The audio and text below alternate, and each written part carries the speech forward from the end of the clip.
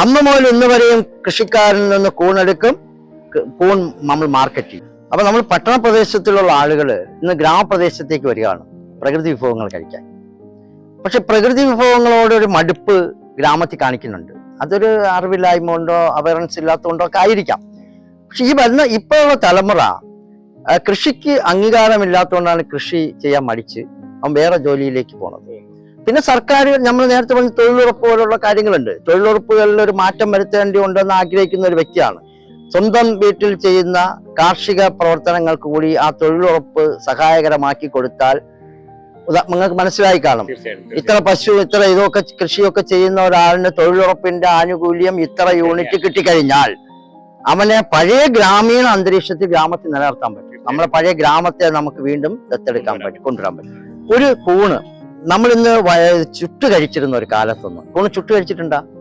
ചുട്ട് കഴിക്കാന്ന് പറഞ്ഞാല് കൂണ് നമ്മൾ സൈസ് ചെയ്യുക, അതിനകത്ത് ആവശ്യത്തിന് ഇഞ്ചി, വെളുത്തുള്ളി, പച്ചമുളക്, കൊച്ചുള്ളി ഇതെല്ലാം കൂടെ ചേർക്കുക, ആവശ്യത്തിന് ഉപ്പ് ചേർക്കുക, മുളക് ചേർക്കുക, അതിനെ സൈസ് ചെയ്തിട്ട് ഇലയിൽ പൊതിയണം, വാഴയിലയിൽ. അങ്ങനെ ഒരു ഇലയിൽ പൊതിഞ്ഞ് 10 ഇലയിൽ പൊതിയണം. 1 ഇലയിൽ പൊതിഞ്ഞ് 2 ഇലയിൽ പൊതിഞ്ഞ് 3 ഇലയിൽ പൊതിഞ്ഞ് 10 ഇലയിൽ പൊതിഞ്ഞിട്ട് 9 ഇല കത്തിപ്പോകുന്നോളെ കനലിൽ, തീക്കനലിലിട്ട് ചൂടണം. 9 ഇല കത്തിപ്പോയി 10ാമത്തെ ഇലയ്ക്കകത്ത് ആ കൂണ് നിൽക്കുമ്പോൾ, നമ്മുടെ വിഭവം നിൽക്കുമ്പോൾ എടുത്ത് കഴിച്ചു നോക്കണം. ലോകത്ത് ഇത്ര ഒരു ഭക്ഷണം, ഇത്ര സുന്ദരമായ ഒരു ഭക്ഷണം. അപ്പൊ നമ്മുടെ പൂർവികൻ ആരോഗ്യവാനും ബുദ്ധിമാനും ജ്ഞാനിയോ എന്നൊക്കെ നമ്മൾ പറയുന്നത് എന്തുകൊണ്ടെന്ന് നമ്മൾ ചിലപ്പോൾ ചിന്തിച്ചു പോകും. അത്ര നല്ല വിഭവമാണ്. പക്ഷെ അവിടെ നിന്ന് നമ്മുടെ പുതുതലമുറ 65 ചിക്കനിലൊക്കെ പോയി. അവിടെ നമുക്ക് എന്ത് ചെയ്യണം? അവിടെ നമ്മളൊരു മാറ്റത്തെ അതേ നിലയ്ക്ക് ഉൾക്കൊള്ളണം. ഉദാഹരണത്തിന് ഇന്നത്തെ തലമുറയ്ക്ക് ചുട്ടു കഴിക്കാൻ പറഞ്ഞ അവന് ഇഷ്ടമില്ലെങ്കിൽ അവന് 65 കൊടുക്കണം, മഷ്റൂം 65 കൊടുക്കണം. വലിയ കാര്യമല്ല അത്. അവിടെ എന്താ ചെയ്യേണ്ടത്? നമ്മൾ കുറച്ച് അതിനെ വാഷ് ചെയ്യുക, ഇഞ്ചി വെളുത്തുള്ളിയൊക്കെ ചേർത്ത് സ്ലൈസ് ചെയ്തതിൽ പുരട്ടുക, കുറച്ച് നേരം ഫ്രീസറിലിടുക, അതിനുശേഷം എടുത്ത് നല്ലൊരു ചിക്കൻ 65 ഉണ്ടാക്കുന്ന മസാലപ്പൊടി എടുത്ത് അതിനകത്ത് അല്പം പുരട്ടി വെളിച്ചെണ്ണയിലിട്ട് പൊരിച്ചെടുക്കുമ്പോൾ അകത്തിരിക്കുന്നത് ചിക്കന് പകരം മഷ്റൂമായി, മഷ്റൂം 65 ആയി. ആരോഗ്യത്തിന് ഏറ്റവും ഗുണകരമായ ഒരു സാധനം. അത് ഒരു വട്ടം കഴിച്ച ടേസ്റ്റോ അതിന്റെ ഗുണമോ നമ്മുടെ അടുക്കളയിൽ നിന്ന് അറിയാണ്ട് ഈ ബ്രോയിലർ ചിക്കൻ നമ്മുടെ പൂർവ്വം കഴിച്ച അതേ രൂപത്തിൽ കൊടുത്താൽ ഇന്നത്തെ ആൾക്ക് ഇഷ്ടപ്പെടില്ല. ഞാൻ ഈ തുടങ്ങിയ കാലത്തൊക്കെ കൂണ് എന്ത് ചെയ്യണമെന്ന് വെച്ചാൽ കുറുമ വയ്ക്കണം, കൂണ് തോരൻ വെക്കണം എന്നൊക്കെ പറഞ്ഞു. ഇപ്പോഴും നമ്മൾ എന്താ പറയുക, 65 ഉണ്ടായിക്കൂടെ. ഇനി അടുത്ത വിഷയം എന്താണെന്നറിയോ? കൂണ് നമ്മളെ സംബന്ധിച്ച് ഐസ്ക്രീം ആക്കി കൊടുക്കും. Mushroom ice cream, mushroom cutlet, mushroom കൊണ്ടുള്ള ഹൽവ, മഷ്റൂം കൊണ്ടുള്ള കേക്ക്, മഷ്റൂം ബിസ്ക്കറ്റ്. എന്തിന്? നമ്മുടെ രാജ്യത്ത് ലോകത്തെ ഏറ്റവും അപകടകരമായി നിൽക്കുന്ന മൈദ ഉപയോഗം കൊണ്ട് ഒരിക്കലും കുറയ്ക്കാൻ പറ്റുന്നില്ല. മൈദയുടെ ബുദ്ധിമുട്ട് നമ്മളറിയാം. പക്ഷെ മൈദയെ ഒന്ന് പോഷിപ്പിക്കാൻ അതിനകത്ത് കുറച്ച് മഷ്റൂമിന്റെ പൊടി കൂടെ ഇട്ടിട്ട് പൊറോട്ട അടിച്ചു നോക്കിയാൽ പോഷിച്ച പൊറോട്ടയായി. മൈദക്ക് എന്താ ഇല്ലാത്തത്? പ്രോട്ടീൻ ഇല്ല, നാരില്ല, അതിനകത്ത് ഇല്ലാത്ത വൈറ്റമിൻസ്, അന്നജം, മറ്റ് ലവണങ്ങളും ധാതുക്കളും ഇല്ല. അതെല്ലാം കൂണിലുണ്ട്. അതുകൂടെ ചേർന്നപ്പോ എന്തായി? പോഷിച്ച മൈദയായി.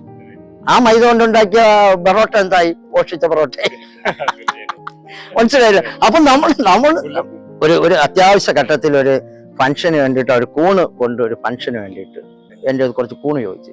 അന്ന് എനിക്ക് അവർ ചോദിച്ച ക്വാണ്ടിറ്റി കൂണ് കൊടുക്കാനില്ല. അപ്പൊ അവർ പറഞ്ഞു അതിങ്ങനെ സ്പൂണിൽ കോരി ഇട്ട് കൊടുത്താൽ ഇത് തികയില്ലല്ലോ ഈ ഇത്രയും പേർക്ക്. അപ്പൊ ഇത് എന്ത് ചെയ്തിട്ട്? ഞാൻ പറഞ്ഞൊരു കാര്യം ചെയ്യും, നിങ്ങളിപ്പോ കൂണ് എന്തെങ്കിലും ചെയ്യാമെന്ന് പറഞ്ഞല്ല, നിങ്ങളൊരു കാര്യം ചെയ്യും, സാമ്പാർ വയ്ക്കണുണ്ടോ? ഉണ്ടെന്ന് പറഞ്ഞു. അതിൽ കൂണം കിട്ടുമെന്ന് പറഞ്ഞു, കൂൺ സാമ്പാർ. അപ്പൊ നമുക്ക് മറ്റ് പച്ചക്കറി എല്ലാം കൂടെ ചേർന്ന് നമ്മൾ ഇത്രയും കൂണുകൊണ്ട് എല്ലാവർക്കും കൊടുക്കാൻ പറ്റും. മനസ്സിലായ? അപ്പൊ നമ്മുടെ ചിന്ത അതിലേക്ക് പോകണം. അപ്പൊ കൂൺ സാമ്പാറായി, കൂൺ അവിയലാക്കാം, കൂൺ തോരൻ, മറ്റ് സപ്ലിമെന്ററി ആയിട്ട് അതിനകത്തൂടെ ചേർത്താൽ മതി. കൂൺ കൃഷിയിൽ വലിയൊരു മാറ്റം എന്ന് പറയുന്നത് കൂണ് വ്യവസായത്തിലായിരുന്നു. കൂണ് വ്യവസായത്തിൽ, റബ്ബർ കൃഷിയിലും നമ്മുടെ അവസ്ഥ അതായിരുന്നു. അവിടുന്ന് കൂണിപ്പോ കൃഷിയിലായി. കൃഷി വകുപ്പിൽ സബ്സിഡി തുടങ്ങി. ഈ അടുത്ത കാലത്ത് കൂണിന് ഗവൺമെന്റ് പ്രോത്സാഹനങ്ങൾ തുടങ്ങി. അവിടെ നിന്ന് ഇതിന്റെ ഒരു യാത്ര കുറച്ച് സ്പീഡ് കൂടി. അതൊരു വലിയ മാറ്റമാണ്. അത് ഹണിയിലുണ്ടായി, ചിക്കനിലുണ്ടായി. നമ്മൾ പറഞ്ഞ വ്യവസായ ടാക്സിന് വേണ്ടി വ്യവസായത്തിൽ ഈ കൂൺ കൃഷി ചെയ്യുന്ന എല്ലാം വലിയ വലിയ ടാറ്റയും ഹിന്ദുസ്ഥാൻ ലിവറും ഒക്കെ ആയിരുന്നുകൊണ്ട് ഇതൊരു വലിയ ഫാക്ടറി വ്യവസായമായിരുന്നു. ഇത് ചെറുകിട രീതിയിൽ കർഷകൻ ചെയ്ത തൊഴിലായി വന്നപ്പോഴാണ് ഇതിനൊരു വലിയ വിപ്ലവം വന്നത്. അത് നമുക്ക് പറയാതിരിക്കാൻ വയ്യ. അത് തന്നെയാണ് ഇതിന്റെ ഒരു കാര്യം. 2, ഇതിന്റെ ഗുണങ്ങളെ കുറിച്ചുള്ള ബോധം. ഈ അടുത്ത കാലത്ത് ഒരുപാട് ആർട്ടിക്കിളുകളിലും ഗവേഷണ പ്രബന്ധങ്ങളും ഒക്കെ ധാരാളം വന്നു. അപ്പൊ അതിന് ആന്റി ഓക്സിഡന്റ് ആണ്, ആന്റി ക്യാൻസറിങ് ആണ്, പ്രതിരോധ ശേഷി വർദ്ധിപ്പിക്കുന്നതാണ്, പിന്നെ പഴയ ഹിസ്റ്ററികളൊക്കെ പരിശോധിക്കുക. നമ്മൾ പഴയ കാലത്തെ ഓർത്തെടുക്കുമ്പോൾ അതിനകത്തൊക്കെ കൂണുണ്ട്. ശ്രീ ബുദ്ധൻ ഒരു കൂൺ പ്രിയനാണ്. അതുകൊണ്ടാണ് ബുദ്ധ കൾച്ചർ ഉള്ളിടത്തെല്ലാം കൂണ് മഷ്റൂം പോയത്. ചൈനയും തായ്ലാന്റും ജപ്പാനും ഒക്കെ എന്തുകൊണ്ട് മഷ്റൂമിന്റെ ക്യാപിറ്റൽ ആയെന്ന് ചോദിച്ചാൽ ആ ഒരു കൾച്ചർ ഇതുണ്ട്, അതുകൊണ്ടാണ് അത് പോയത്. അപ്പൊ ആ കാലത്തെ ഇതുണ്ട്. പിന്നെ നമ്മൾ മനസ്സിലാക്കാനുള്ള ഔഷധമാണ് കൂണ്. നമ്മുടെ സുശ്രുതനും ചരകനും ധന്വന്തരിയും അഗസ്ത്യാരും ഒക്കെ എഴുതിയ ആയുർവേദ ഗ്രന്ഥങ്ങളിൽ കൂണുണ്ട്. പരമ്പരാഗതമായി നമ്മൾ ഉപയോഗിക്കുന്നിടത്ത് കൂണുണ്ട്. ത്വക്കെന്ന ഇന്ദ്രിയത്തിൽ വരുന്ന ഒരു ദുർമേധസ്സാണ് മൊണ്ടിനീര്. അത് മാറ്റാൻ നമ്മൾ ഇന്നും പ്ലാമഞ്ഞ എന്ന് പറയുന്ന ഒരു മരത്തിൽ വളരുന്ന കൂണാണ് ഉരച്ചിരുന്നത്. അപ്പൊ മനുഷ്യനുള്ള കാലം മുതലേ, ആദ്യ മനുഷ്യൻ മുതലേ കൂണ് അവൻ ആഹാരമായും ഔഷധമായും ഒക്കെ ഉപയോഗിച്ചിരുന്നു എന്നുള്ളതിന് തെളിവാണത്. മനസ്സിലായില്ലേ? അതാണ് അതിനകത്തുള്ള ഒരു കാര്യം. അപ്പൊ പിന്നെ വേറൊരു കാര്യം, ഇന്നലകളിൽ നാം വിസ്മരിച്ചു പോയ കാര്യങ്ങളെല്ലാം തിരിച്ചു വരും. അതിന്റെ ഒരു വരവാണ് ഈ കുതിച്ചുകൊണ്ടുള്ള കൂണിന്റെ ഡിമാൻഡ്. ഇപ്പൊ ഡിമാൻഡ് നമുക്ക് കൊടുക്കാൻ കഴിയുന്നില്ല. പുറമേ നിന്ന് നോക്കുന്ന ഒരു വ്യക്തിയെ സംബന്ധിച്ചിടത്തോളം കൂൺ കൃഷിയോ അതൊരു ചെറിയ കൃഷിയെന്ന് തോന്നും. പക്ഷെ കൂണിന്റെ ആഭ്യന്തര മാർക്കറ്റിന്റെ 10% അല്ലെങ്കിൽ 20% പോലും നമുക്കിവിടെ കൃഷിയില്ല എന്നുള്ളതാണ് ഒന്ന്. രണ്ട്, അന്തർ സംസ്ഥാനങ്ങളിലെ അല്ലെങ്കിൽ മറ്റു രാജ്യങ്ങളിലുള്ള ഡിമാൻഡ് കൂടെ നോക്കുകയാണെങ്കിൽ നമ്മൾ അതിന്റെ ഒരു പോയിന്റ് പോലും നമ്മൾ അനക്കിയിട്ടില്ല. ഉൽപാദനത്തിൽ വളരെ വലിയ ഡിമാൻഡ് ഉള്ളതാണ് കൂൺ. കൂൺപുര ശരിക്ക് 2006 കൂൺപുര സ്റ്റാർട്ട് ചെയ്യുമ്പോൾ അതിന് മുമ്പേ അതിൻ്റെ ഒരു തയ്യാറെടുപ്പുണ്ട്. അതിൽ നിന്നാണല്ലോ നമുക്കൊരു ആവാൻ പറ്റുന്നത്, ഒരു യൂണിറ്റായി മാറുന്നത് 2006 വരുമ്പോൾ.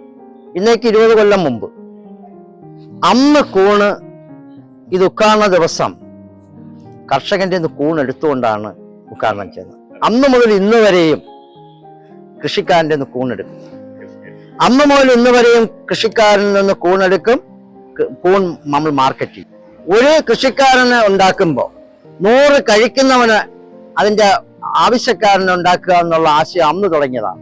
ഒരു സൗജന്യ ക്ലാസ്സുകൾ സ്കൂളുകൾ, കോളേജുകൾ, മറ്റ് സംഘടനകൾ, റെസിഡൻസ് അസോസിയേഷനിലൊക്കെ യാത്ര ചെയ്ത് കേരളത്തിന്റെ അമ്പാട് യാത്ര ചെയ്ത് ഞങ്ങൾ പോയി അവയർനെസ് ക്ലാസ് കൊടുക്കും. 100 കണക്ക് പേർക്ക് കൂൺ കൃഷി പഠിപ്പിക്കും. അതിലൊരു കർഷകൻ ഉണ്ടാവും, 99 കഴിക്കുന്നവനുണ്ടാക്കും. അത് നമ്മുടെ ഒരു വളർച്ചയുടെ ഒരു ഫൗണ്ടേഷനായിരുന്നു. അവിടെ നിന്നാണ് ഇന്നും ഞങ്ങൾ ആ പ്രവർത്തനം തന്നെയാണ് ചെയ്തു വരുന്നത്. ഇനി നമ്മൾ നോക്കുകയാണെങ്കിൽ അന്ന് മുതൽ നമ്മുടെ ആഗ്രഹമാണ് ബൈ പ്രോഡക്റ്റ് ചെയ്യുക. നമ്മൾ കൂണിലൊരു വിപ്ലവം ഉണ്ടാക്കണമെങ്കിൽ, കൂണൊരു വ്യവസായമാവണമെങ്കിൽ, തൊഴിലാവണമെങ്കിൽ, കൂൺ കൃഷിയിലെ ദൈനംദിനമുള്ള ഭക്ഷ്യവസ്തുവായി പോയാൽ അത് വിജയിക്കില്ല എന്ന് എനിക്ക് നല്ല ബോധ്യമുണ്ട്. കൂൺ തോരനും വിഴുക്കും പോരാ, കൂണ് ഉപോൽപ്പന്നങ്ങളാവണം. അവിടെ നിന്ന് കൂൺ കട്ട്ലറ്റായും സമോസയായും ഇവിടുത്തെ ബേക്കറികളിലും തിയേറ്ററുകളിലും വീടുകളിലും ഇവിടുത്തെ കാറ്ററിംഗുകാർക്കും ഒക്കെ നമ്മൾ കൊടുത്തു തുടങ്ങി. അപ്പൊ കട്ട്ലറ്റായി, സമോസയായി, അത് ബേക്കറി ഉൽപ്പന്നങ്ങളായി, അതിനുശേഷം അത് അച്ചാറായി, പൗഡറായി, പ്രോട്ടീൻ പൗഡറായി, അത് വന്നിട്ട് സൂപ്പ് പൗഡറായി, അത് ഇന്ന് ചട്നി പൗഡറായി, പപ്പടമായി, സോപ്പായി, അതിന്റെ എക്സ്ട്രാക്ട് ഓയിൽ എടുത്തിട്ട് ഹെർബൽ ഓയിലായി, അങ്ങനെ നമ്മൾ 32ഓളം ബൈ പ്രോഡക്റ്റ് ഉള്ള ഒരു സ്ഥാപനമായി മാറി. ഇപ്പൊ ഈ വരും ദിവസങ്ങളിൽ ഞങ്ങളൊരു 4ഓളം വരുന്ന പുതിയ പ്രോഡക്റ്റുകൾക്ക് അണിയറ പ്രവർത്തനം ആരംഭിച്ചിട്ടുണ്ട്. വരും ദിവസങ്ങളിൽ പുതിയ പ്രോഡക്റ്റുകൾ ലോഞ്ച് ആവും.